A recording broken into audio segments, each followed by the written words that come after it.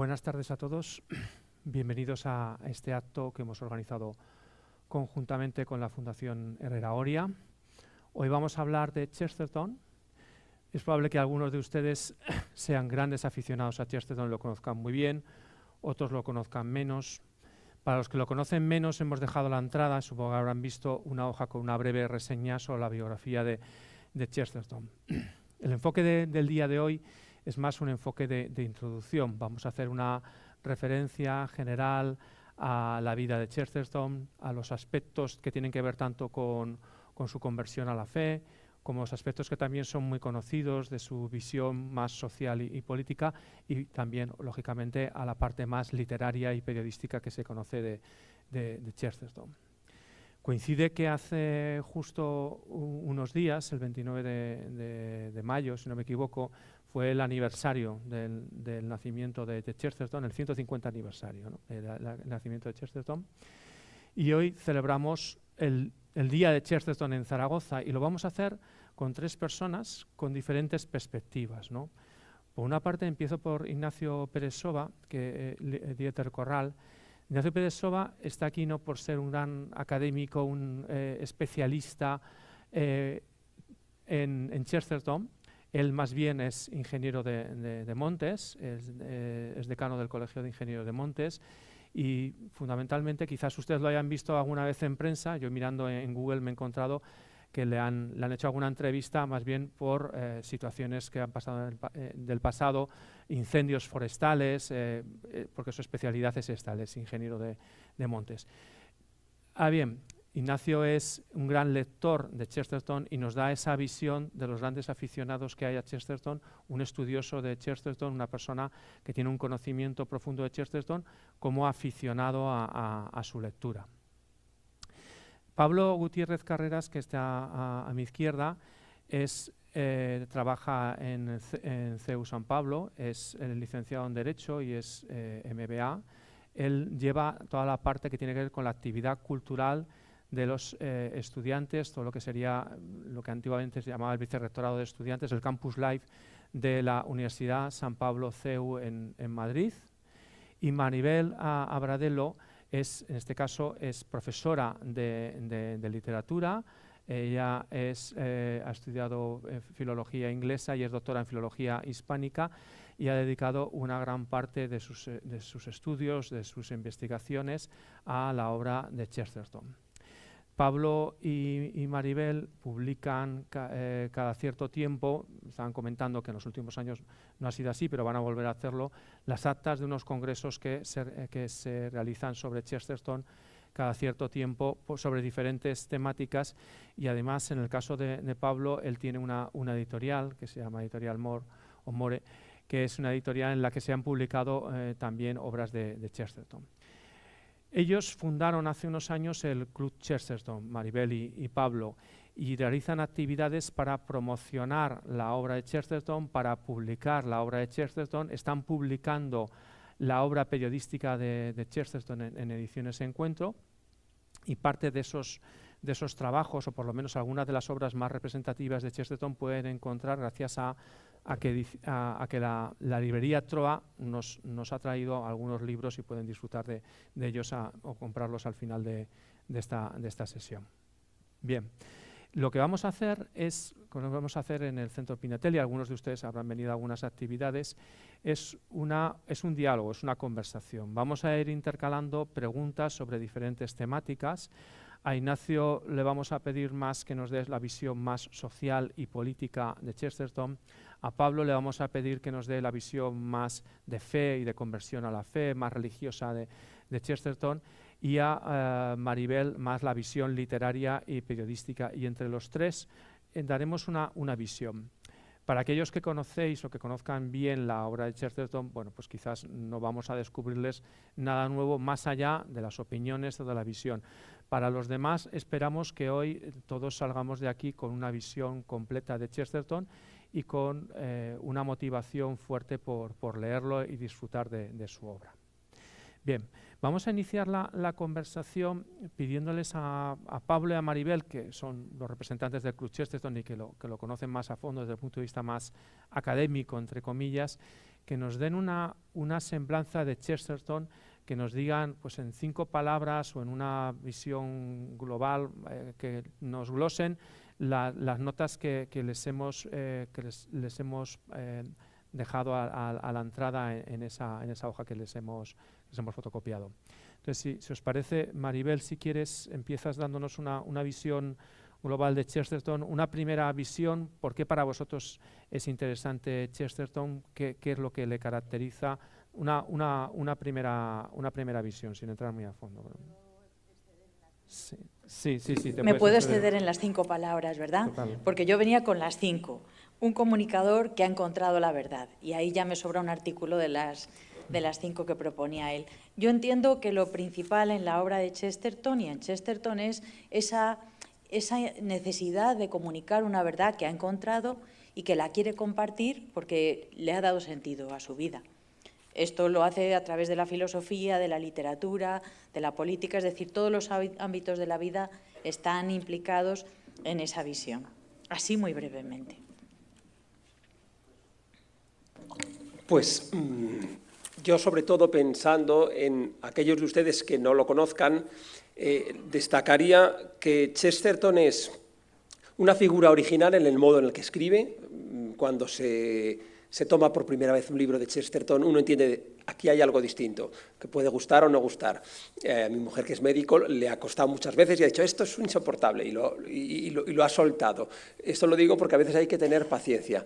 Pero entonces, como escritor original, es un hombre que aparentemente, dedicado al periodismo, logró tener por tantos intereses que tenía desde la literatura, desde las cosas del hombre corriente, la filosofía, la Edad Media, habló tanto de todo, pero llegó a construir una verdadera visión de la vida que es verdaderamente fascinante. De todo lo que escribió está permeado de esa visión y yo por eso creo que merece la pena cualquier libro que se pueda leer de él.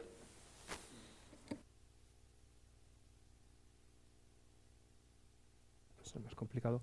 Ignacio, ¿qué es lo que te ha llamado la atención de Chesterton? ¿Qué es lo que te ha enamorado de Chesterton hasta el punto de considerarte un lector apasionado? En mi caso, la afición a Chesterton me viene de familia. Yo recuerdo con 9 o 10 años ir con mis padres a misa y que mencionaban en la homilía un pasaje de la Esfera y la Cruz. Y me recuerdo a la vuelta a casa ir oyendo a mis padres hablar. ¿Has visto que ha mencionado la Esfera y la Cruz? Y yo les preguntaba, ¿y eso qué es? Entonces, en mi propia familia, pues la afición a Chesterton era muy grande, tanto de mi padre, que era también ingeniero de montes, pero mucho mejor que yo, y tenía una cultura enciclopédica, y mi madre, que era licenciada en Filosofía y Letras y que tenía una enorme afición literaria. Y ambos pues nos inculcaron a todos los hermanos, nos iniciaron en la lectura de Chesterton. Además, ni siquiera empezando por... Yo no quise empezar por los cuentos del padre Brown, que es por lo que empieza todo el mundo como más fácil, sino por la Esfera y la Cruz de que me habían hablado y que me llamaba la atención. Y claro, cuesta entrar. Una vez que uno ha entrado, no quiere salir. Entrando ya en uno de los bloques, que es el bloque, como os decía, de la fe, de su conversión al catolicismo, Chesterton es bautizado anglicano y en 1922 se convierte al catolicismo. En estos 48 años de vida pasa por diferentes etapas y experimenta diferentes influencias. ¿Puedes contarnos brevemente, Pablo, esta trayectoria, un poco qué es lo que le lleva a convertirse? Porque él incluso llega a ser agnóstico, se interesa por el espiritismo. ¿Cómo es esta trayectoria? Pues sí, es una trayectoria yo creo que fascinante porque él nace en una familia de clase media, como tienen ahí, anglicana, en un ambiente... lo calificaba su hermano como un liberalismo de finales del siglo XIX que se caracterizaba por una búsqueda sin límites de la investigación, y esa búsqueda sin límites de la investigación y del poder de la razón llegaba a dudar de todo. Entonces, Chesterton, muy joven, viviendo en ese ambiente de duda de todo, llega a tener una crisis en la que él, claro, había pasado por un escepticismo en el que dudaba de cualquier cosa, pero la angustia que a él le llevaba necesitaba un punto, un asidero, una primera idea. Y entonces, al cabo de los años, él, relata que para salir de su angustia, de su escepticismo, de esa especie de nihilismo que a él le generaba una tensión horrible, la encontró en la fe, en el credo de los apóstoles, la existencia, y esto es muy bonito porque Chesterton, esta llegada a ese punto de fe, no llega por la fe tal cual, sino por la literatura. Él era un entusiasta de Stevenson, de Charles Dickens y de un poeta que era Walt Whitman. Y este Walt Whitman era un entusiasta de la realidad más pequeña, más prosaica, el césped, los animales, la naturaleza, la amistad. Y Chesterton esto le conquista y ve que en la bondad de la creación hay un punto para no ser escéptico. Es como una apuesta por lo creado. Él, desde ese escepticismo inicial, en cuanto tiene ese primer contacto con la bondad de la creación, ya ve que todo encaja. Y entonces él, siendo anglicano, escribe de un modo en el que está hablando de un creador, de una bondad de la creación, pero hay un detalle previo muy bonito, y es que cuando él era un joven de 13 años, en el colegio tiene que escribir algunos poemas para concursos. Uno de los poemas que con 13 años anglicano escribe, uno es a San Francisco Javier y otro es a la Virgen María. Es una cosa muy curiosa. Y entonces, en ese camino que va haciendo él de la bondad de lo creado, de la importancia de la amistad, del hombre común, de la gente sencilla, del matrimonio, de la familia, va entrando cada vez más en esa fascinación por la Iglesia. No se convierte hasta 1922, en parte porque su mujer, que era anglicana, una mujer muy religiosa, él veía que iba a ser una angustia. Pero fue un proceso ya muy natural, y hay un detalle bonito también, que es él ve una figura en el sacerdote católico, un sacerdote católico irlandés, que le ayuda a visualizar la figura del padre Brown, es decir, el detective padre Brown tiene un personaje real que le inspira. Todo eso le va llevando hasta que ya en 1922 decide ese paso. Pero hay que destacar que todo lo que escribiera, aunque fueran artículos periodísticos, están ya llenos de una visión cristiana de la vida. Y en los últimos años sí fue mucho más explícito en sus escritos de por qué era católico, de las razones de la fe, una interpretación de la historia de Inglaterra que había supuesto la Reforma, etc. Entonces yo creo que desde esa época infantil de escepticismo o de libertad de investigación, que duda hasta de la razón de la familia, hasta la crisis, y la salida de la crisis hasta su conversión, es todo un continuo que viene más jalonado quizá por su literatura y por el amor por la literatura, más que por el acercamiento en sí a las realidades eclesiales. ¿Y qué era ser católico en la Inglaterra de principios de siglo, en un entorno anglicano y presecularizado? Bueno, pues ese es un tema importante, porque cuando Chesterton ya toma conciencia de ello, sí que llevaba 100 años Inglaterra en la que había aprobado una ley para permitir por lo menos el acceso de los católicos a las universidades y a determinados puestos, porque habían sido 3 siglos en la que ser católico en Inglaterra era o un tipo de marginación social, sino de persecución en el primer siglo, y entonces todavía quedaba un resto de ser algo cuasi marginal. En su vida, él sí, muy pocas veces lo dice, pero también es verdad que empieza escribiendo en muchos sitios y poco a poco va perdiendo en lugares donde escribir y manifestarse tan católico empezaba a ser ya incómodo.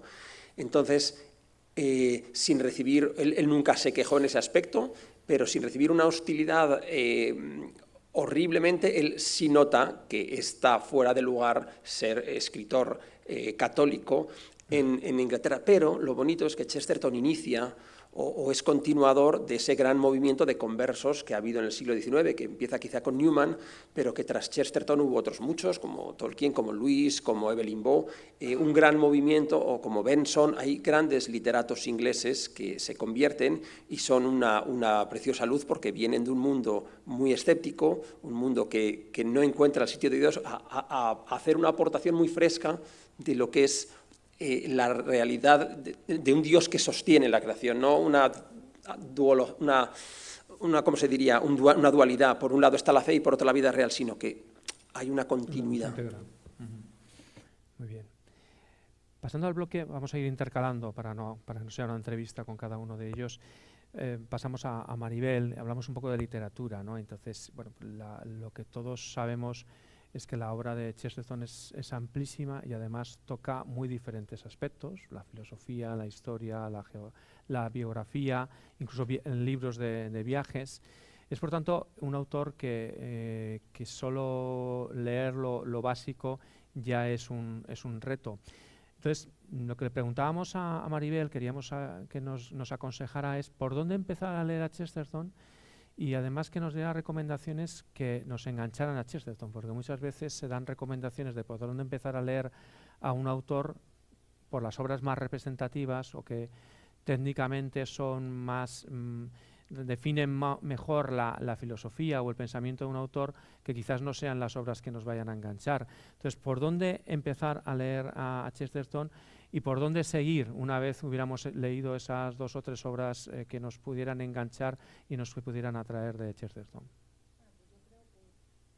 Lo primero que hay que plantearse cuando uno empieza a leer a Chesterton, ya lo ha señalado Ignacio, no es fácil.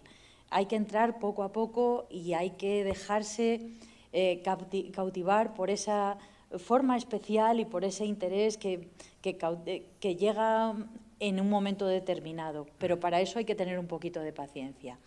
Hay que pensar que Chesterton va a dar muchas vueltas antes de llegar a decirnos lo que verdaderamente nos quiere decir. Y ese es su estilo, y eso es lo grande, lo diferente, lo original de este autor, que parece que se ha perdido en unas digresiones, pero tiene perfectamente claro, porque debió de ser un hombre absolutamente inteligente, un hombre muy interesado por todo, por la cultura en general, había leído muchísimo, también le interesa el arte, le interesa mucho la sociedad de su momento, le interesa también el pasado, la Edad Media le fascina, le cautiva, pero no solamente por la historia, sino también por lo que suponía de visión cosmológica, de visión de la naturaleza humana y de la razón del universo. Entonces, dentro de todo esto hay que comprender que Chesterton nos va a hablar de muchas cosas y que cuando uno toma un libro de Chesterton y lo empieza a leer, por mucho que diga esto es una biografía de Dickens, va a encontrar a Dickens, pero sobre todo y más que nada va a encontrar a Chesterton y va a encontrar su opinión no solamente sobre un autor que admira, porque sí que es verdad que es un hombre muy positivo, es un hombre muy humano en su manera de ser y en lo que trasciende a través de su literatura. Entonces, hay que estar preparado para dejarse sorprender y para ver lo que hay detrás de ese título que nos puede indicar de qué va a ir la cosa, pero no de todo lo que va a estar contenido en ese libro. Para mi gusto, lo mejor sería empezar quizá con su autobiografía. Parece un poco extraño porque si uno habla de sí mismo, pero como he dicho, acabo de decir hace un momento, el que él diga que es su autobiografía no quiere decir que hable desde que nació, que efectivamente sí que sigue un recorrido, pero, por ejemplo, omite absolutamente las reflexiones sobre su mujer, y es solo porque ella se lo pidió, no porque se llevasen mal o porque quisiera evitar esa parte de su vida, ¿no? Habla de una manera que nos hace comprender las razones que están detrás de probablemente otros libros. Los libros más sencillos siempre serán los del padre Brown, porque son historias de detectives, pero yo creo que la autobiografía quizá sea el libro que mejor nos deja entrar y comprender para luego acceder a otros. Si le preguntásemos a su hermano, Chesterton tuvo un hermano, Cecil, que murió a consecuencia de la Primera Guerra Mundial, y hace poco, precisamente en Ediciones More, ha salido un libro publicado, mi hermano Gilbert, y son las reflexiones de Cecil sobre Chesterton, sobre nuestro autor. Él recomienda el Napoleón de Notting Hill. Es un libro divertido, es un libro lleno de humor, lleno de fantasía, de exageración. Pues también podríamos hacer una cala, ¿no?, en Chesterton a partir de un libro que sabemos que entusiasmó a su hermano. Sí que es verdad que, claro, la producción de Chesterton llega hasta su muerte, hasta 1936, y su hermano no tuvo oportunidad de conocer nada más que hasta 1916, que creo que es cuando falleció. Pero yo creo que también sería una buena recomendación. Ortodoxia ya, claro, sería el culmen de su obra filosófica, de su obra más seria y más... Cuando digo más seria quiero decir como más profunda. Serio, para Chesterton no hay nada, aunque él siempre dice que serio, que aburrido es lo contrario de divertido, que serio no es lo contrario de divertido. Entonces él puede compaginar perfectamente lo serio, lo profundo, con lo divertido, con el tono humorístico. Y los libros en los que se han hecho compilaciones de citas que no son aforismos reales, ¿en qué medida los recomendarías? ¿Podrían ser una forma de entrada o quizás más bien son limitados en cuanto a hacerse una idea de lo que es Chesterton? Bueno, lo bueno que tiene Chesterton es que tiene unas frases lapidarias en cualquiera de sus obras. Eso está muy bien. Y puede ayudarnos a comprender que Chesterton tenía una chispa, tenía un ingenio, que sabía sacar de la realidad un enfoque que ya nos gustaría a muchos ser capaces. Enrique García Máquez, por ejemplo, ha hecho algunos libros de recopilatorios de aforismos que él ha traducido, o que él, que también es poeta y es escritor, ha sabido amoldar al castellano para que sean igualmente ingeniosos y brillantes. Pero yo creo que ahí perdemos toda esa secuencia de la que hablaba de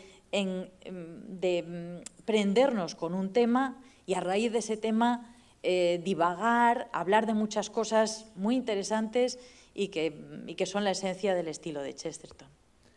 Bien. Seguimos con Ignacio hablando más de la parte social y económica. Chesterton ha sido calificado, etiquetado habitualmente como un escritor o como un pensador conservador, que siempre es una palabra que no tiene muy buena prensa o todavía no tiene muy buena prensa, ¿no? Por lo que las reminiscencias que tiene, ¿no? Incluso como defensor de la tradición, no sé si hasta en qué medida un tradicionalista, que encontraba inspiración en los ideales de la antigüedad y la Edad Media, donde otros solo veían oscuridad y atraso. ¿En qué sentido dirías, Ignacio, que Chesterton es un conservador? ¿A qué respondía su escepticismo ante la modernidad, que podría ser una definición de ese conservadurismo?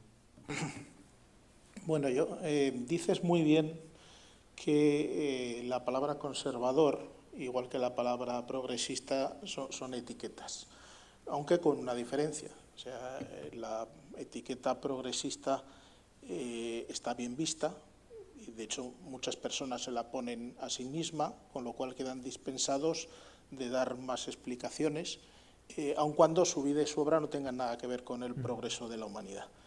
En cambio, si, como es el caso de Chesterton, pues te cae la etiqueta conservador, pues estamos aquí 150 años después de su nacimiento dando explicaciones.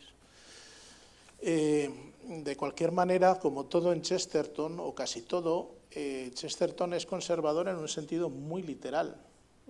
Donde él maneja magníficamente las palabras y las utiliza con una precisión de cirujano. En mi opinión, la clave que nos da acceso a la puerta para entender el conservadurismo de Chesterton está en su antropología profundamente cristiana.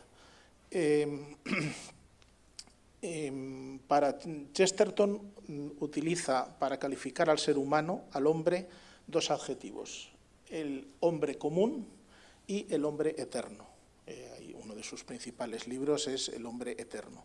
Y él, en su ensayo ¿Por qué soy católico?, del año 1926, desarrolla mucho su antropología, que está basada en una idea central, que es la del pecado original. Él dice que el pecado original es lo primero en lo que hay que creer. ¿Y por qué? Pues porque él no cree, como creía Rousseau, que el ser humano sea bueno por naturaleza y estropeado por la sociedad. Él sabe que el ser humano, el hombre común, es imperfecto y que, sin embargo, tiene una llamada a lo sobrenatural. La palabra sobrenatural aparece constantemente en Chesterton. Él entiende que lo más natural del ser humano es su vocación a la sobrenaturalidad. Entonces, para él, ese hombre es, por un lado, común, imperfecto, con sus problemas, con sus limitaciones, y por otro lado, al mismo tiempo, portador de unos valores eternos que lo hacen trascendente. Entonces, toda la sociedad, toda la política, toda la economía, todas las relaciones sociales deben centrarse en la sagrada inviolabilidad, el inconmensurable valor de ese hombre que es a la vez común y eterno. Y es allí donde a Chesterton le parece que, y no sin razón, que la sociedad moderna no ha sabido conservar la centralidad del hombre dentro de su sociedad, ni de su política, ni de su economía. Es ahí donde es el crítico con la sociedad moderna, porque entiende que unos grandes valores que daban humanidad y cohesión a la sociedad se han perdido de una manera completamente injustificada, empezando por la Ilustración, que ya dice todo para el pueblo, pero sin el pueblo, que es una expresión de la desconfianza hacia el hombre común. Y ve que desde entonces las élites, tanto económicas como políticas como intelectuales, en última instancia se sienten eso, principalmente, unas élites. No se entienden unos servidores del hombre común, sino unas élites que son superiores al hombre común, al cual en el fondo desprecian. Entonces, Chesterton tiene muy claro su elección. O sea, él prefiere las tradiciones y las costumbres a las modas. Él prefiere el amor a la patria chica, incluso al barrio de una ciudad, como pasa en el Napoleón de Notting Hill, a los gobiernos mundiales. Él prefiere la autoorganización social antes que el acaparamiento de poder por los gobiernos. Él prefiere el tener un sentimiento de patriotismo, a tener de sano patriotismo, a tener un sentimiento de imperialismo. En última instancia, él prefiere las cosas cercanas, las cosas humanas, antes que la abstracción, porque él, desde luego, odia el pensamiento abstracto en el sentido literal, nuevamente. Es decir, él cree que la historia de la humanidad pues está llena de benefactores que han amado enormemente a la humanidad, pero muy poco a los seres humanos, que se han hartado de pedir sacrificios a los seres humanos o incluso de sacrificar a las personas por unos beneficios que solo alcanzan ellos mismos, como por ejemplo es toda el relato de la taberna errante. Es que me sigue saliendo la hostería volante, que era la versión en la que yo la leí siendo niño. Entonces, ese es el conservadurismo de Chesterton. Él cree que eso es lo que ha de conservarse. Y de hecho critica mucho al Partido Conservador inglés, porque dice que lo que quiere conservar no es eso, que quiere conservar otras cosas que son sus privilegios económicos, políticos y sociales. Y es importante subrayar eso, porque es la clave de demostrar que Chesterton no tiene nada de reaccionario. Al contrario, el conservadurismo de Chesterton yo lo calificaría con dos palabras: utópico y subversivo. Utópico porque todas esas preferencias suyas no existen en la sociedad en la que vive él y, permítanme añadir, que tampoco existen en la sociedad que vivimos nosotros. Y subversivo porque tiene la habilidad de elegir aquellos aspectos del pasado que, digamos, más demuestran que el emperador está desnudo. A mí me encanta la sentencia final del personaje de Michael Herne en el retorno de Don Quijote. Efectivamente, aplicando las normas medievales, se descubre que los aristócratas ricos no tienen autoridad para gobernar una empresa porque no saben hacer pinturas. Y por lo tanto tienen más derecho a ello los obreros según las normas medievales. Claro, ese conservadurismo de reaccionario no tiene nada, es un conservadurismo esencialmente transformador. Chesterton en ocasiones idealiza la feliz Inglaterra medieval. Yo creo que en ocasiones sí, claro está, llevado precisamente de su ánimo de provocar, de inducir al cambio a una sociedad que él ve inhumana a favor de una sociedad más humana. Quizá el aspecto en el que está más idealizado es en la figura de la mujer, que Chesterton la trata con una caballerosidad absolutamente extrema, pero, por ejemplo, yo creo que no le permite en su relato a la mujer pues, ni ser Juana de Arco, ni ser María Pita, ni ser Agustina de Aragón.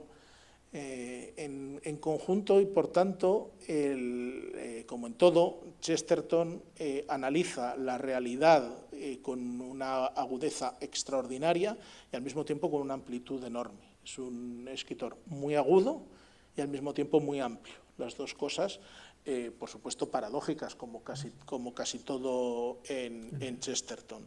Y plantea un conservadurismo utópico y subversivo. Muy bien.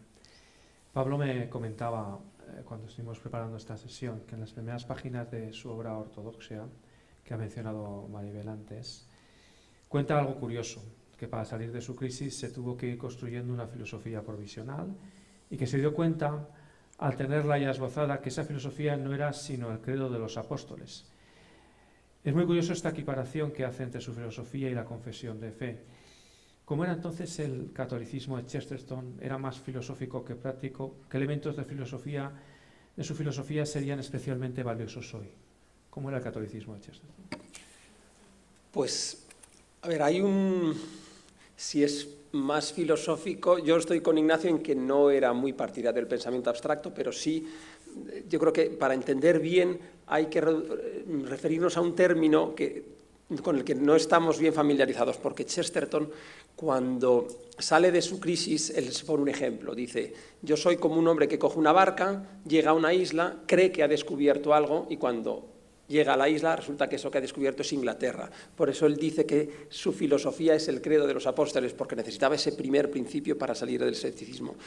En su libro Ortodoxia, él tiene un capítulo que yo creo que, a mi modo de ver, es lo más brillante, de todo lo brillante que es el capítulo 4 del libro Ortodoxia, que se ha editado en español en una separata, en la editorial Rialp, y se llama La ética en el país de los duendes. Antiguamente se traducía La ética en el país de los elfos. Ese capítulo serán 20 páginas, de lo más brillante que yo he visto nunca, porque a veces se puede considerar que Chesterton era una apologeta, pero no tiene nada que ver con la apologética tradicional, en la que era un argumento y le daba otro, sino que era muy poético, muy frondoso, y entonces él explica, como nunca he visto yo, lo que es el concepto cristiano de la creación. Y entonces él dice, y aquí mi mujer y yo discutíamos y ella dejaba el libro de Ortodoxia, porque hay un momento que hace una reflexión sobre la ciencia. Dice, los científicos, claro, el siglo XIX es el gran siglo de la ciencia, de la fe en el progreso, todo va a mejorar hasta la Primera Guerra Mundial.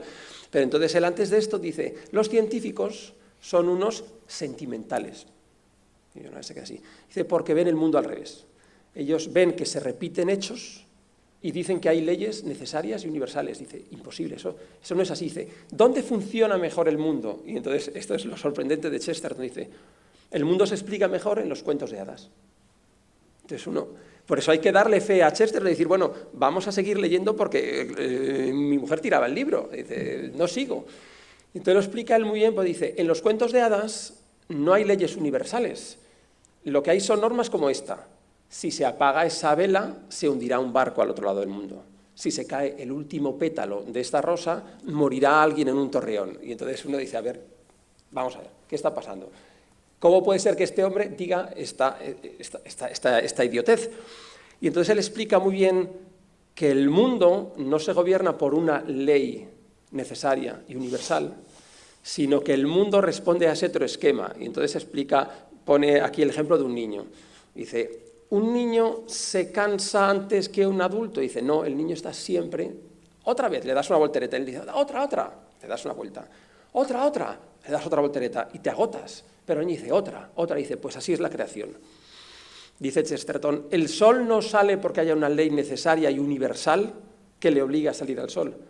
El sol sale cada día porque hay un niño, porque hay una voluntad buena y poderosa que le dice al sol todas las noches, hazlo otra vez. Y entonces dice, esta es la explicación del mundo. O sea, el mundo no es una ley universal abstracta. El mundo es que hay una persona buena que lo gobierna y que lo sostiene. En el fondo es pasar de ese modelo, explicación del universo científico tipo Dios es un relojero que le pone cuerda y lo suelta y se olvida de él, o el mundo es una realidad que está creada y sostenida por Dios, que es el modelo más medieval, pero es el modelo más real.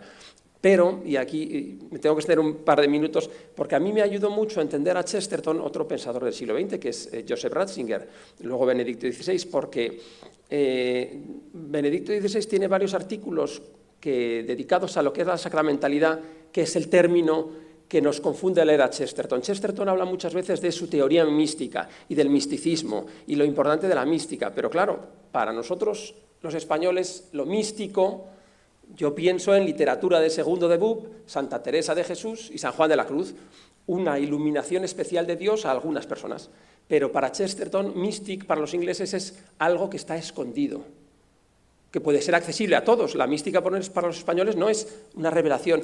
Y entonces, el término que Chesterton utiliza como místico es lo que nosotros diríamos como sacramental. Y aquí entro con lo de Benedicto XVI, porque él, cuando habla del sacramento, dice, a ver, sacramento nos puede aludir, podemos referirnos con sacramento a los 7 sacramentos. Dice, pero es que es otra cosa el sacramento. El sacramento es un modo de entender la realidad y de entender el mundo. Dice, por eso antes de que exista la Iglesia y los 7 sacramentos, hay unos sacramentos primordiales que están en todas las religiones, que están en toda la humanidad. Y dice Benedicto XVI, ¿cuáles son estos? Y cita a otros autores, no es de Joseph Ratzinger esto. Los 4 sacramentos primordiales serían el nacimiento, la muerte, aquí está el enlace con Chesterton, la comida y la unión sexual. Dice, porque son esos puntos, llama el puntos nodales de la existencia humana, y con una frase muy bonita, en las que Dios busca al hombre en lo humano, no en lo abstracto, como dice Ignacio. No es, bueno, vamos a hacer un compartimento aislado para que Dios se comunique. No, Dios se comunica en el nacimiento, en la muerte, en la enfermedad y en la comida. ¿Por qué? Pues porque la comida el hombre ve que no se da la comida a sí mismo, que crece en una raíz, en una planta, en un animal. Y cuando la come, no la come como un animal, la come en comunidad, celebra, vive. Entonces, a mí entender el concepto de sacramento en Benedicto XVI me ha ayudado a entender la visión de Chesterton. Entonces, ¿es más filosófica la visión de Chesterton, su catolicismo? Creo que sí, pero no como una filosofía abstracta, sino como una filosofía de lo creado, de lo vivo, del hombre común. Por eso, hace unos años, en uno de estos congresos, uno de los que hablaba de este tema lo llamó la filosofía de la cerveza y el filete, porque hay mucho en lo que es la cerveza y hay mucho en el vino, hay toda una concepción de la humanidad. Entonces, en ese aspecto creo que es una visión un poco filosófica, pero no abstracta, sino que es muy humana. Yo creo. Me he extendido un poco, pero creo que era interesante compararlos. Hablemos ahora de los aspectos literarios. Evidentemente, hablar del estilo literario de Chesterton daría para varias conferencias y más teniendo en cuenta que Maribel lo conoce muy bien, ¿no? Recalemos en un punto que uno de los elementos característicos de su estilo, que son las paradojas, ¿no? ¿Cómo utiliza Chesterton las paradojas? ¿Qué propósito busca con ellas? ¿Puedes ponernos algunos ejemplos más allá del concepto? Bueno, para Chesterton la paradoja consiste en invitarnos a un juego intelectual que es enfrentar contrarios. Y esto es muy complicado. Es, por una parte, una manera de divertirse, de hacer un juego literario, pero al mismo tiempo también corresponde a una realidad filosófica. Es como darle la vuelta. Les voy a poner algunos ejemplos, porque esto, al fin y al cabo, nos viene a llevar a la cuestión de que para Chesterton la razón es fundamental. Y si uno de los pilares de su existencia es la fe, esa fe jamás se podrá entender sin la razón. No puede haber una fe irracional. Tiene que estar sujeta a que pasemos esa emoción, si lo queremos llamar así, por el tamiz de la razón. Entonces, cuando el hombre quiere comprimir y entender, cuando el hombre quiere hacer que la razón entre en unos moldes y la realidad entre en unos moldes, se da cuenta de que muchas veces esa realidad desborda los moldes, que hay algo más. Y, por ejemplo, en Ortodoxia, que es un libro fundamental, como hemos dicho antes, una de las paradojas no es que el loco haya perdido la razón, sino que lo ha perdido todo menos la razón. Y cuando habla también en Ortodoxia de las paradojas del cristianismo, dice: el gran problema de este mundo no es que no sea razonable, ni tampoco que sea razonable. El problema más general es que es casi razonable, pero no del todo. La vida no es lógica, pero aún así es una trampa para los lógicos. Siempre parece un poco más matemática y regular de lo que es en realidad. Su exactitud se aprecia a simple vista, pero su inexactitud se oculta.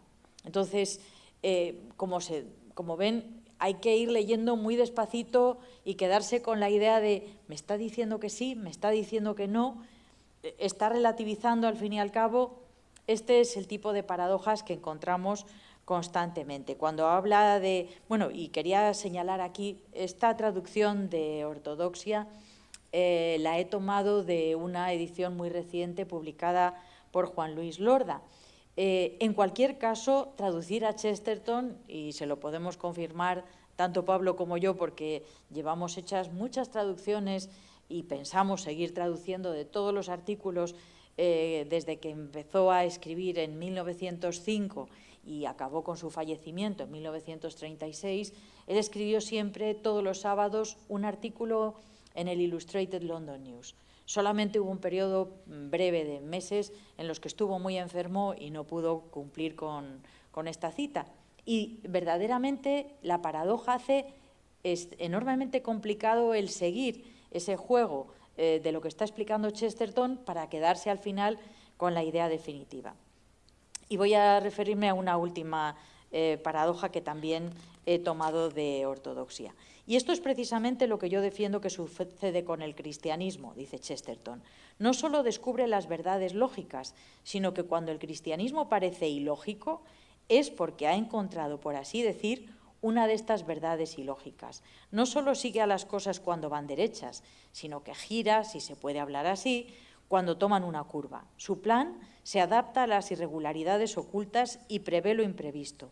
Es sencillo con las verdades sencillas, pero audaz con las verdades difíciles. Acepta con sencillez que el ser humano tiene dos manos, pero no aceptará nunca, aunque griten todos los modernistas, por lo que hemos hablado antes, que ha dicho Ignacio, de la modernidad y del conservadurismo, la deducción que parece obligada de que tiene dos corazones. Mi único propósito en este capítulo es mostrar que siempre que algo parece raro en la doctrina cristiana es porque responde a una rareza de la realidad. Esta es más o menos la explicación que yo puedo dar de... Sí. Entonces, estábamos diciendo, estáis comentando, Chesterton es un autor muy atractivo, que genera mucha atracción, tanto a su tiempo como ahora. No siempre es un autor fácil de leer, que exige una lectura pausada. Me venía a la mente una pregunta, ¿cuál ha sido la evolución de sus lectores? ¿Quién leía a Chesterton en su momento, en sus contemporáneos? ¿Y quién lo lee, por utilizar una referencia, quién lo lee hoy en España?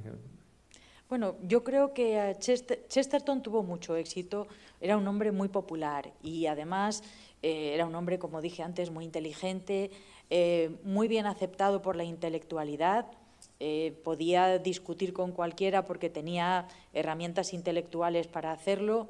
Le invitaron a dar charlas en Estados Unidos, en Italia, vino a España también. Quiero decir que en el mundo intelectual siempre fue bien reconocido durante el tiempo que vivió. Luego llama la atención que autores que a lo mejor no hubiéramos pensado, como Orwell, también admiraban la obra de Chesterton. El que Orwell admire la obra de Chesterton quiere decir que es un paso más para que lo dé a conocer a sus propios lectores, ¿no? Por ejemplo, Borges también ha dicho palabras muy positivas sobre la obra de Chesterton. Quiere decir que incluso en unos niveles intelectuales y por razones de su conocimiento, de su calidad como autor y como profundidad de su pensamiento, ha sido bien reconocido, pero también es verdad que ha habido el hombre común, la gente común, que siempre lo ha admirado, y el hecho más significativo para mí de esta admiración, no solo literaria, sino también admiración como pensamiento y como persona, es que se ha propuesto en muchas ocasiones el elevarlo a los altares y que ha habido un proceso que se ha iniciado. Y entonces desde siempre ha habido, claro, en el momento en el que Chesterton habla de verdades trascendentes, ese público se reduce, y yo creo que hoy día las personas que leen a Chesterton es porque disfrutan de las dos partes, del contenido literario, de la riqueza de sus obras, pero también del mensaje constante. Yo siempre digo que Frances le decía, pero ¿por qué no escribes más de religión? Si es lo que verdaderamente te gusta. Y él dice, si es que siempre estoy escribiendo sobre religión, siempre estoy escribiendo sobre Dios. Entonces, esto hace que quizá hoy día el público asocie más la figura de Chesterton a los conversos de los que comentaba Pablo. Pero la realidad es que se multiplican las traducciones de Chesterton, los institutos de estudios de Chesterton también existen hoy día después de 150 años de su nacimiento, con lo cual tenemos Chesterton para rato. En el plano económico... Solo añadir también que tiene muchos escritos, lo comentaba antes Ignacio, que son escritos más sociales y de economía. Entonces él ejerce desde sus primeros tiempos una crítica feroz al capitalismo, a la concentración de capital, a las oligarquías, y hay una lectura hoy desde un ámbito muy de izquierda. Por ejemplo, en la Complutense hay un profesor que es José Carlos, recuerdo el nombre, y Maribel lo conoce, que ha estado en un tribunal, y él nos contaba, si yo en tiempos de izquierda anticapitalista le hablaba a Errejón de Chesterton, y yo recuerdo que sí vi a Errejón, o le oí citar a Chesterton algún tiempo, porque hay una lectura que comparte una parte de la crítica al capitalismo de Chesterton. Sí, precisamente es lo que vamos a entrar ahora con Ignacio, más en el plano socioeconómico, en su doctrina, ¿no? en este distributismo que un poco está... quizás no a mitad de camino, pero sí por encima del capitalismo y del socialismo.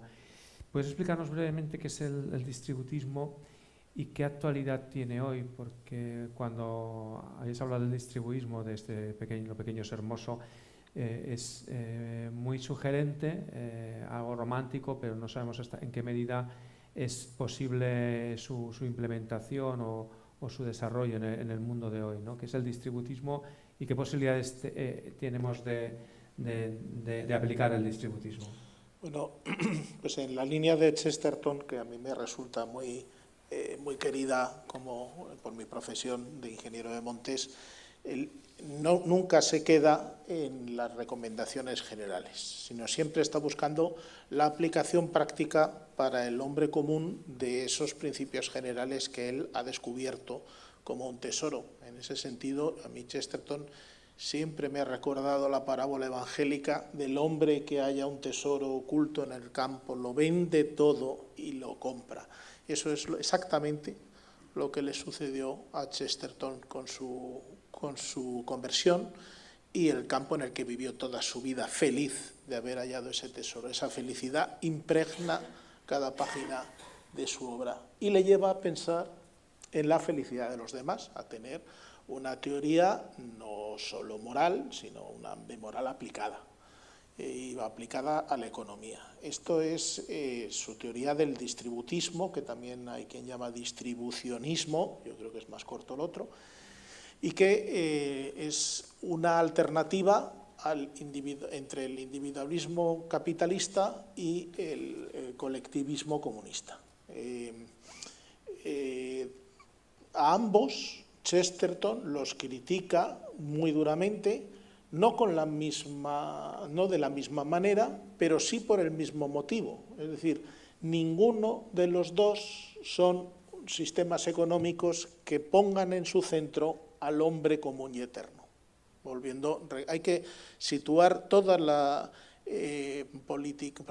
teoría política, social y económica de Chesterton se basa en su antropología profundamente cristiana, como he dicho antes.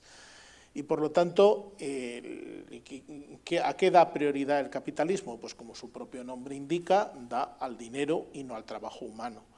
¿Y a qué da prioridad el colectivismo comunista? Pues no es más que un capitalismo de Estado que se basa en la negación de todas las libertades individuales, porque eso no hay quien lo soporte.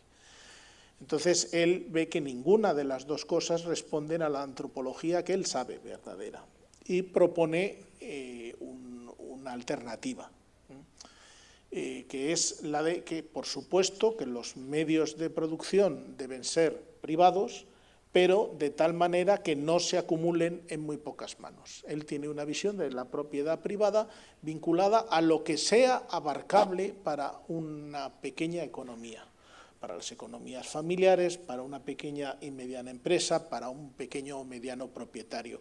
Desde el momento en que el propietario no sabe lo que es de su propiedad, verdaderamente se está desnaturalizando el principio mediante el cual la propiedad privada es intrínsecamente buena, que es aquella que responde a la necesidad de la libertad y de la dignidad humanas.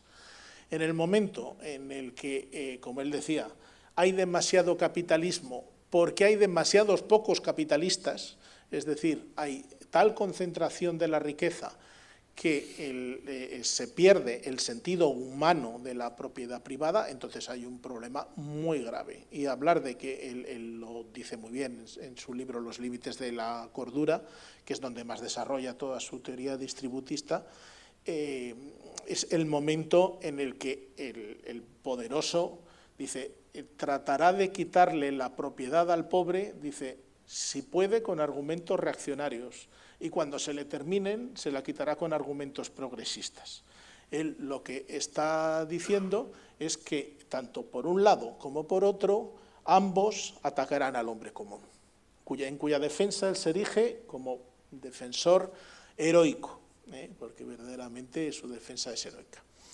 Entonces, claro, toda la propuesta distributista, bueno, él la condensa con un lema que coge de los reformistas agrarios ingleses de finales del siglo XIX, que es 3 acres y una vaca. Un acre es 0,4 hectáreas, con lo cual hablamos de 1,2 hectáreas, un poquito más de 1 hectárea, y una vaca. Ese lema lo que viene a decir es que esa es la propiedad que debe tener un cabeza de familia para no depender ni de un sueldo de miseria en la fábrica, ni de la opresión de un Estado que te niega tu propia dignidad como propietario privado, ¿no? Esto, traducido a la realidad, pues habla del cooperativismo, de la pequeña y mediana empresa, de unas empresas familiares, en general de una economía muy desconcentrada, que se entiende de una escala más humana y de una mayor solidaridad social. Claro, al distributismo se le ha criticado, como muy bien has dicho, por sus escasas realizaciones prácticas, y por una visión pues, excesivamente idealista. Sin embargo, yo es que creo que al distributismo también se le ha puesto una etiqueta, que es la etiqueta de tercera vía. Entre el capitalismo y el comunismo está la tercera vía del distributismo. Visto desde ese punto de vista, sin duda es un fracaso. No tenemos en ningún país distributista, ni se le espera. Pero es que, vuelvo a insistir, leyendo Los límites de la cordura, jamás Chesterton habla del distributismo como una tercera vía. Lo que habla es como un cambio antropológico de la economía. Entonces, ese libro está constantemente lleno de llamamientos a iniciar pequeñas acciones que nos demuestren que efectivamente la economía a escala humana es más eficaz y más eficiente que la enorme economía despersonalizada en la cual el propietario no sabe ni de lo que es dueño, ¿no? Entonces, en realidad, lo que está llamando es a una conversión, está llamando a una metanoia, está llamando a un cambio de valores. Lo que viene a decir es que el capitalismo de su época, que no es exactamente el mismo que el de ahora, aunque comparte muchas de sus virtudes y defectos, si introduce elementos distributistas dentro de su propio funcionamiento, acabará humanizándose, acabará siendo un capitalismo que responda al ser humano, que es lo que él está buscando. En ese sentido, yo creo que la actualidad del distributismo es evidente. O sea, no hace como 30 años que se dejó de hablar solo de desarrollo económico y se pasa a hablar de desarrollo humano. Pues eso es una teoría distributista. Cuánto ha avanzado la economía del cooperativismo en muchos países y especialmente en el nuestro, pues estamos hablando de un cooperativismo distributista. Y en general lo que hablamos es en la idea de hacer coincidir la visión de los Chesterton de que la vida es ponerse límites. Él está diciendo, no hay juego más divertido que el de ponerse límites. Señala siempre a los niños que, contrariamente a lo que dice alguna pedagogía moderna, en sus juegos constantemente están poniendo normas. Nunca juegan sin normas, se las inventarán, pero siempre estarán poniendo normas. Si piso los bordes de la baldosa, pierdo. Pues él lo que viene a decir es la propiedad sin límites deja de ser propiedad, deja de ser humana. Y eso es la esencia del distributismo. Muy bien, por tanto, estamos hablando más de iniciativas de la sociedad civil para ir desarrollando modelos distributistas que de un Estado que ponga límites, o también para Chesterton hay un rol en el Estado que pueda favorecer o que pueda generar el entorno, el contexto para desarrollar un distributismo. En Chesterton es esencial la idea de la subsidiariedad. Pero esencial, totalmente. O sea, en ese sentido, todo el distributismo está muy, muy relacionado con la doctrina social de la Iglesia, especialmente con la encíclica Rerum Novarum de 1891 de León XIII, y en menor medida pues porque solo pasaron 5 años hasta la muerte de Chesterton, con la encíclica Quadragésimo Anno de Pío XI de 1931. En ambos documentos papales, la visión de la economía es una economía subsidiaria. O sea, siempre que la sociedad civil por sí misma pueda actuar, no hay justificación para la intervención del Estado. Y en ese sentido, Chesterton es muy, muy crítico con la invasión de las prácticas, por ejemplo, las prácticas comunales de los pueblos de la campiña inglesa, por unas normas basadas, impuestas desde fuera.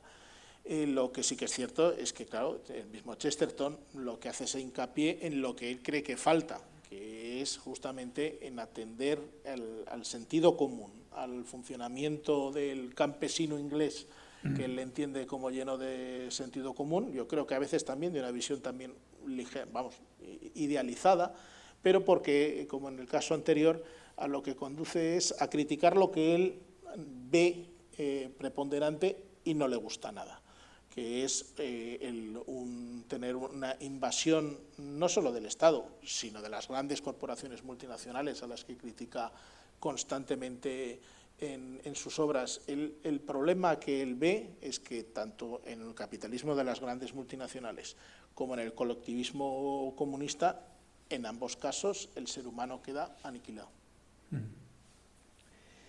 Pablo, antes mencionaba Maribel que se ha planteado la posibilidad de que Chesterton fuera canonizado o iniciara el proceso de canonización, y la pregunta es si Chesterton era realmente un santo y si se puede vivir la santidad sin respetar las convenciones ascéticas que no eran muy propias de Chesterton, al menos el concepto que tenemos habitualmente de santo. Y por último, si era un hombre de oración o más bien se quedaba en la reflexión intelectual. ¿Era un hombre de Dios? ¿Cómo es esto en Chesterton? ¿Cómo es su vida espiritual? ¿En qué medida ese santo que le gustaba la cerveza, la carne? Pues lamento decepcionar, porque no sabría responder si la santidad puede obtenerse saltándose las convenciones. Y luego, en cuanto a su vida de oración, lo curioso es que él en sus escritos no la deja entrever.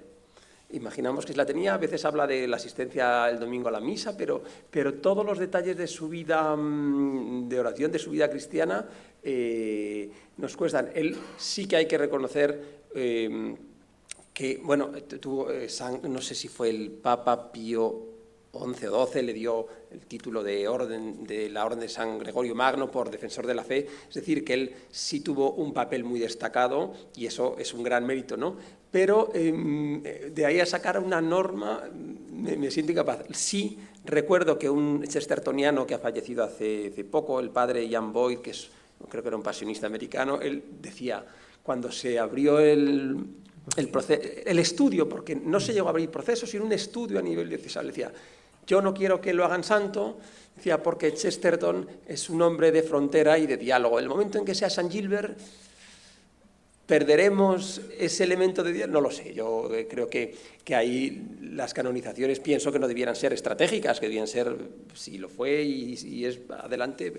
Bien, entonces, no sabría decir más allá de eso. Lo que sí creo es que por el bien que Chesterton ha hecho en vida y ha hecho a través de sus escritos, creo que sí hay elementos que nos permiten afirmar que sí, que era un hombre de vida de gracia, ¿no? Que en el fondo la santidad yo creo que tiene que ver con la vida de la gracia y la vida de Dios. Bueno, por lo demás no puedo dar mucho. ¿Me permites un momento muy breve? Yo estoy convencido de que es un santo de peana. Creo que es un ejemplo, además, para el hombre común actual. Y hay una anécdota que leí, no recuerdo en cuál de las biografías de Chesterton leí, pero que quiero compartir porque me conmovió profundamente. Y es que justo cuando iba a recibir el bautismo, ya muy mayor, y que era uno de los, si no el principal intelectual de todo el Reino Unido, y uno de los principales intelectuales del mundo, con fama mundial, había escrito muchísimos libros, en fin, una persona pues de referencia. Justo antes de bautizarse pidió retirarse y que le trajeran un catecismo para niños. Y se puso a leerlo en soledad y cuando nadie le veía lloraba. O sea, esa persona es un santo. Muy bien. Vamos a ir terminando. Teníamos alguna pregunta más, pero por dejarles también a ustedes que hagan sus preguntas. Y les había pedido a los tres, y voy a empezar por Maribel, dado que Chesterton, como hemos dicho antes, es muy aficionado a las frases contundentes, que luego se han convertido a veces incluso en libros de aforismo. Y seguro que cada uno de vosotros tiene varias citas o aforismos que le gustan especialmente, o incluso que cita a veces ante determinadas situaciones. Luego, incluso hay algunas de esas citas aforismos que luego te dicen que no son exactamente de Chesterton, ¿no? Que algunas de ellas se las atribuyen porque tienen cierta fuerza. Entonces, Maribel, ¿cuáles serían tus dos aforismos y por qué estos dos? He hablado antes de la relación entre la fe y la razón, entonces para mí me ayuda mucho esta frase que dice: la Iglesia nos obliga a quitarnos el sombrero para entrar en ella, no la cabeza. Entonces me parece que es precisamente, en muy pocas palabras, esa idea de que hay que pasar por la razón y que tanto la razón como la fe se necesitan una a la otra para verdaderamente cobrar todo el sentido de lo que es el ser humano y de lo que es esa idea trascendente que nunca no se debe de obviar. Muy bien. ¿La segunda? Sí. La segunda sería: un soldado no lucha porque odie lo que tiene delante, sino porque ama lo que deja detrás. Entonces, esto también es una idea de cómo Chesterton concebía su propia patria, cómo concebía la familia, todos estos valores que también ha estado mencionando Ignacio, ¿no? Del hombre común, de lo suyo, lo que era pequeño y accesible, y no las grandes palabras únicamente, ¿no? Sino el estar apegado a lo suyo y no tener nada contra el de enfrente, pero sí defender a costa de la propia vida lo que verdaderamente le corresponde por el nacimiento, por su manera por su afecto, por sus afectos. Muy bien. Ignacio, ¿cuáles serían las tuyas? La primera, que cito muchas veces, es el objeto de tener la mente abierta, como de tener la boca abierta, es cerrarla sobre algo sólido. Efectivamente, o sea, no tiene ningún mérito llevar la mente abierta porque sí, como no tiene ningún mérito llevar la boca abierta, porque sí, es la única manera es de coger una faringitis o de ir tragándote moscas. O sea, abrir la mente es cuando se te presente a ti algo que evidentemente te vaya a alimentar. Ciérralo y una vez cerrado no lo abras, porque masticar con la boca abierta es de muy mala educación. Eso me parece muy importante en esta época en la que parece que la apertura de la mente es un valor absoluto, cuando es la verdad lo que es un valor absoluto y lo que nos debe estar constantemente cuestionando todos los días. ¿Tienes la mente lo suficientemente abierta para morder otro trozo de verdad? Bien, esa es la primera. Y la segunda no es propiamente un aforismo, es un poco larga, pero dice, habrá días en los que se enciendan fuegos para defender que 2 y 2 son 4, y se blandirán espadas para sostener que las hojas son verdes en verano. Eso no necesita mucho comentario, han llegado esos días. Es una evidencia total. Y ya que me preguntas por los aforismos, yo sí que quería comentar una cosa. Antes lo has preguntado y ha contestado muy bien Maribel, que claro, los aforismos, cada página de Chesterton tiene un aforismo. Chesterton hay que leerlo subrayando porque dices, ahí va, qué frase, qué espectacular. Pero los aforismos de Chesterton les pasa 2 cosas. Les pasa 3. 1, atraen a la gente. ¿Cuánta gente ha llegado a Chesterton por haber oído un aforismo en la radio o haberlo leído en un artículo? Hacen como anzuelos que atraen hacia la obra de Chesterton. Alguien que hace estas frases no es normal, y no es normal. Pero a los que amamos a Chesterton nos puede entrar cierto miedo, porque claro, coger una frase descontextualizada en una obra como la de Chesterton, tan profusa, tan completa, puede traicionar su verdadero sentido. Y durante un tiempo estuve tentado de pensar así. Hoy yo no lo creo. Creo que Chesterton es tan coherente y tan claro en todas sus frases, siempre que sean auténticas, evidentemente, no como las de Churchill, tan auténtico y tan claro y tan coherente, que cualquiera de sus frases sirve para que quien la oye la atrape en un momento y al mismo tiempo tenga una idea fiel de lo que quiere transmitir. O sea, un pedazo de metralla de Chesterton es suficiente para hacernos una idea de toda su obra. Y en ese aspecto, por ejemplo, ¿qué diferencia hay, por ejemplo, con los aforismos de Oscar Wilde? O sea, Oscar Wilde era igual de brillante, igual de inteligente, bueno, no sé si igual, pero igualmente brillante, igualmente inteligente, pero sus aforismos son fuegos de artificio. Llegan, explotan, brillan, se apagan. Los aforismos de Chesterton son diamantes en los que se ha concentrado una idea poderosísima. Brillan siempre, siempre, siempre. ¿Y por qué? Pues porque no son para entretener al lector, sino son la condensación de esa idea tan poderosa. Las paradojas de Wilde o de otros son tonterías con contradicciones forzadas. Y en cambio las de Chesterton es la iluminación mediante la yuxtaposición sorprendente. Pablo. Pues, como dice Ignacio, que pueden sacarse de contexto y servir, porque son como metralla, simplemente cito 2, a riesgo de que puedan sonar de muy diverso modo. Una que dice, los vicios modernos son las viejas virtudes que se han vuelto locas. Esta es muy conocida. Y otra menos conocida, cuando habla del matrimonio, dice, hombre y mujer van a reñir siempre. Lo importante es que sea una riña de enamorados. Muy bien. Brevemente, por parte de cada uno también, un poco vuestra recomendación al final, vuestra conclusión. ¿Por qué leer a Chesterton hoy? ¿Qué nos puede enseñar Chesterton en estos momentos, en la época actual? Empezamos por Maribel. Yo diría que nos enseña equilibrio, nos enseña a ver la vida de una manera que nos da esperanza, nos da sosiego y nos tranquiliza. En Chesterton es importantísima la idea de la gratitud, el agradecimiento a todas las cosas buenas que se nos han dado y que muchas veces dejamos pasar porque no caemos en lo importante que los regalos tan importantes que recibimos, ¿no? Entonces, es muy reconfortante para mí el leer a Chesterton en este sentido. Y por otra parte, es que estás leyendo los artículos de Chesterton, por ejemplo, y estás diciendo, pero esto lo podía haber escrito hoy.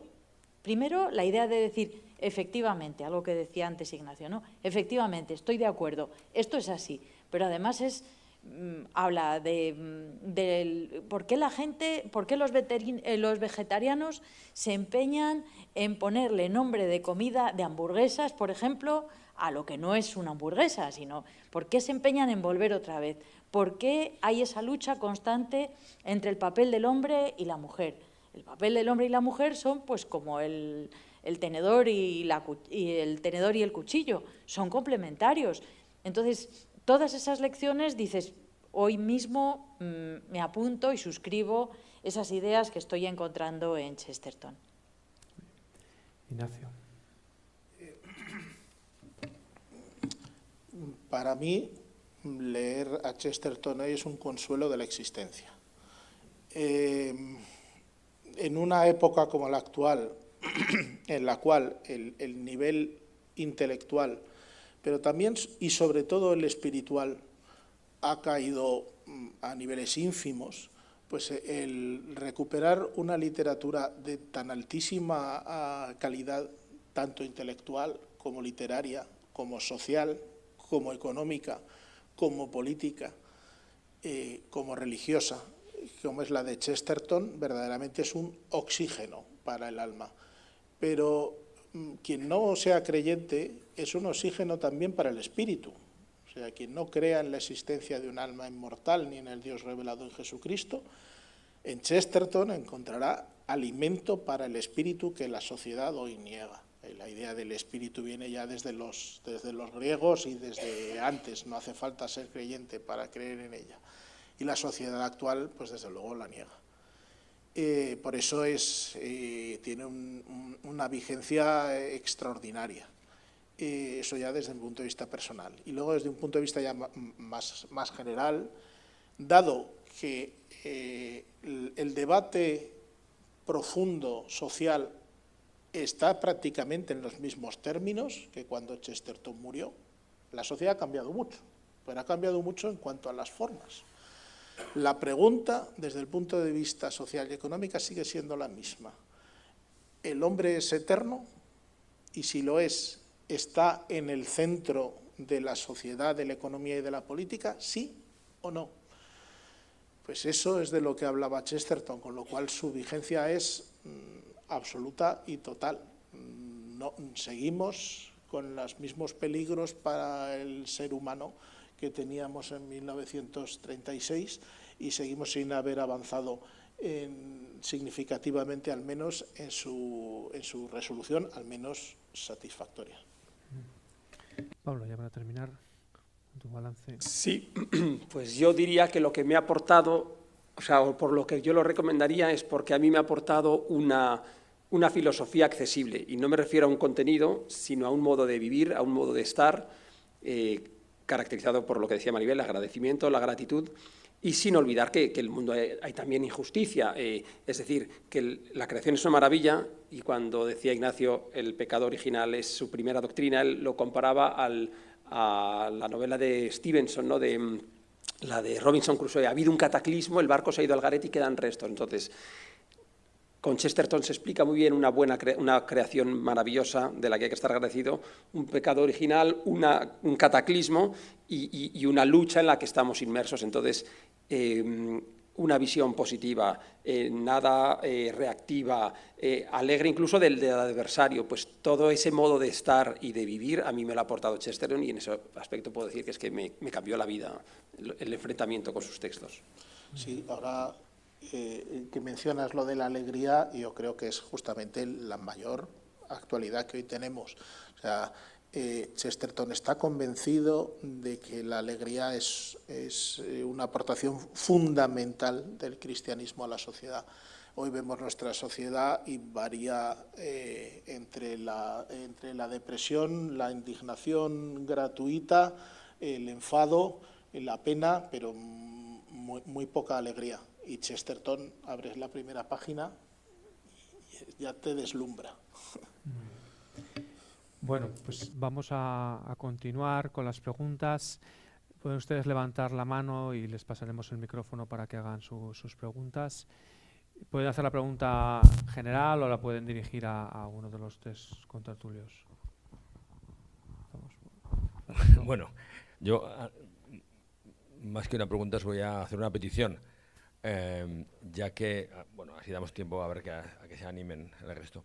La petición es que creo que se está cociendo un congreso en Madrid por el 150 aniversario de Chesterton, y creo que es una buena oportunidad del nacimiento de Chesterton. Va a ser en noviembre, y creo que Maribel y Pablo, creo que es una buena oportunidad para que habléis un poco y a ver si conseguimos dos objetivos. Uno, el que pueda se acerque a Madrid a participar en el congreso, y segundo, pues a ver si se genera un núcleo de chestertonianos aquí en Zaragoza de la mano de alguien como, perdona Ignacio, que me estoy metiendo donde no me llaman y ya lanzándote compromisos y retos, pero me parece a mí que puede ser que aquí venimos un poco en plan fundador, ¿no? A generar grupos motivar que se generen grupos chestertonianos, ¿no? por toda España.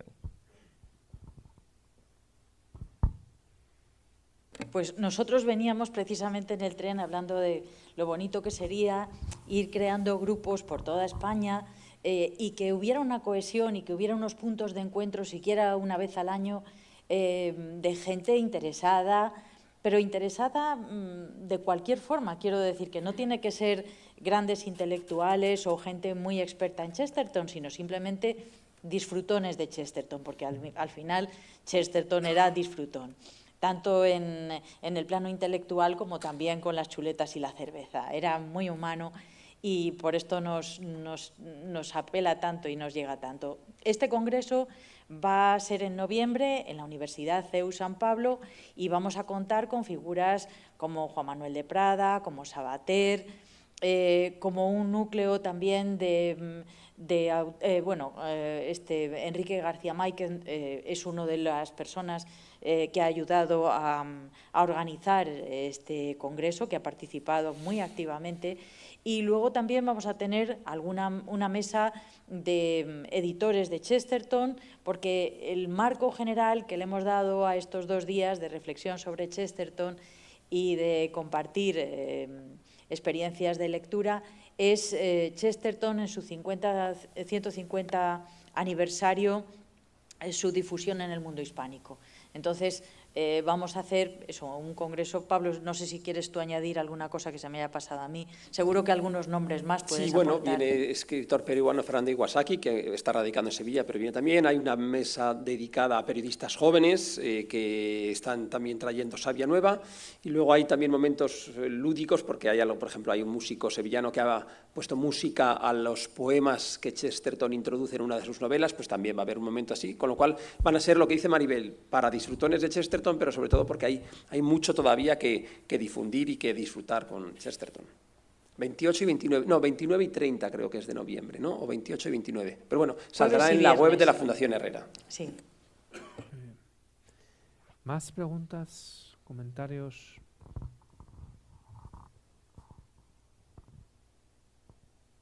Bueno, pues nada, muchísimas gracias a todos por asistir y gracias a vosotros tres, que realmente habéis demostrado vuestra sabiduría y pasión. La verdad había dicho que Ignacio era un lector casi como un aficionado. Creo que ha demostrado que está más bien al nivel de experto por las respuestas que nos ha dado y que tenemos 3 expertos en la sala. Así que muchísimas gracias